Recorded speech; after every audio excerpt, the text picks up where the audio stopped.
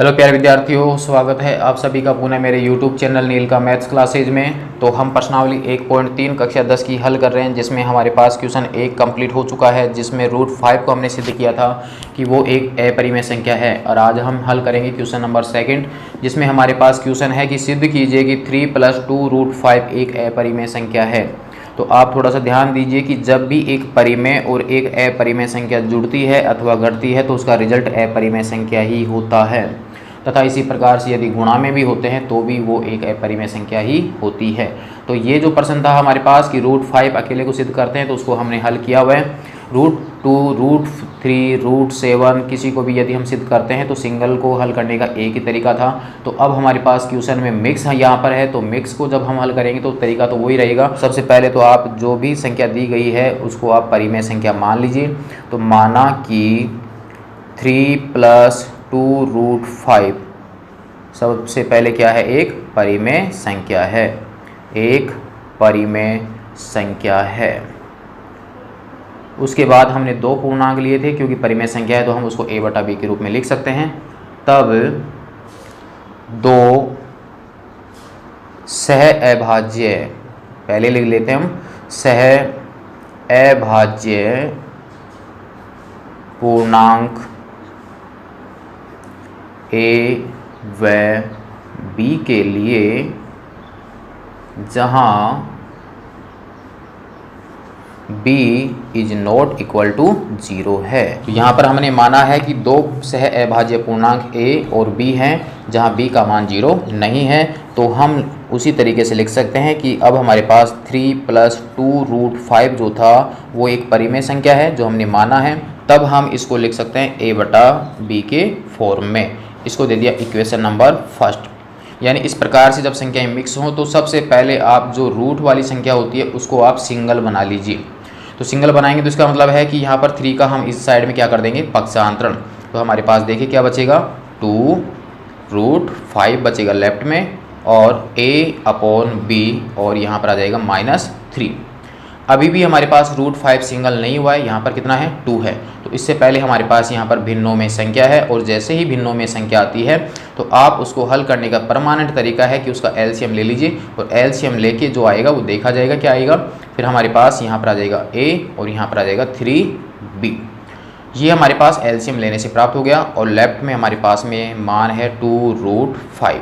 तो यहाँ से हम √5 को सिंगल बनाएंगे तो इसका मतलब 2 को यहाँ से हटाना पड़ेगा। 2 इसके गुणा में है, तो गुणा वाली राशियों का होता है वज्र गुणन। जब भी प्लस और माइनस में संख्याएं हों तब उसका होता है पक्षांतरण, और यदि गुणन में या भाग में संख्या हो तो उसका होता है वज्र गुणन। तो इसका मतलब 2 यहाँ पर जाएगा b के पास में, यानी नीचे। तब हमारे पास बच जाएगा √5 जो है वो हो जाएगा a-3b/2b।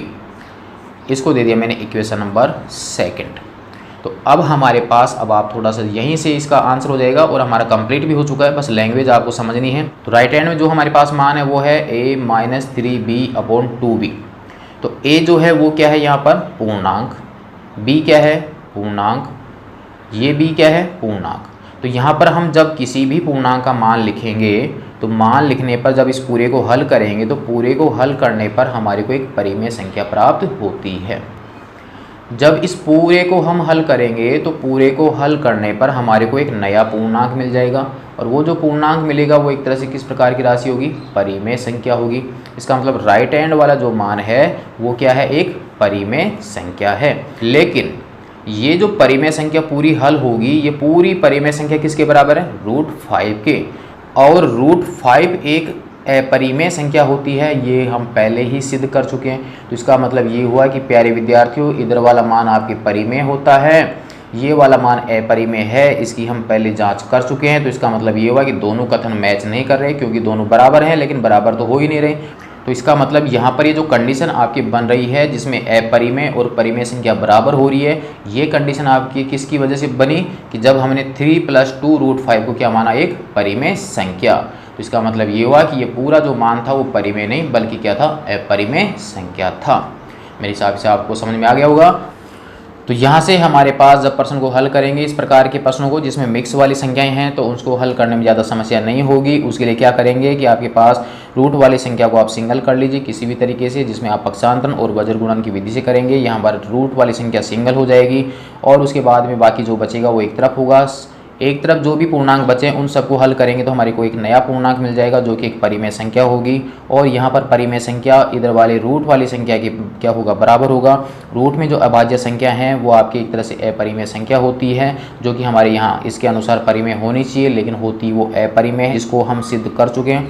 तो इसका मतलब ये हुआ कि हमारे कथनों में क्या है, विरोधाभास है। इसका मतलब संख्या जो दी गई थी प्रश्न में वो अपरिमेय संख्या होती है। लिख लेते हैं इसको अब यहाँ पर। तो रिजल्ट हमने लिख दिया है, देख लीजिए आप। समीकरण 2 से स्पष्ट है कि a-3b/2b एक परिमेय संख्या है, जिससे √5b एक परिमेय संख्या होगी। राइट वाला परिमेय है तो लेफ्ट वाला भी परिमेय होगा, परंतु हम जानते हैं कि √5 एक अपरिमेय संख्या होती है, जो हम सिद्ध कर चुके हैं। अतः हमारी कल्पना कि 3 + 2 √5 एक परिमेय संख्या है वो गलत है। तो अतः सिद्ध होता है कि 3 + 2 √5 एक अपरिमेय संख्या होती है। ये हो गया हमारे पास क्वेश्चन नंबर 2 कंप्लीट। ज़्यादा हार्ड नहीं था। दोबारा से आप यहाँ से इसको नोट कर लीजिए, एक बार आप इसको स्क्रीनशॉट ले लीजिए इसका, और क्वेश्चन नंबर 2 आपका कंप्लीट हो जाता है। नेक्स्ट यहाँ से ले लीजिए आप इसका स्क्रीनशॉट।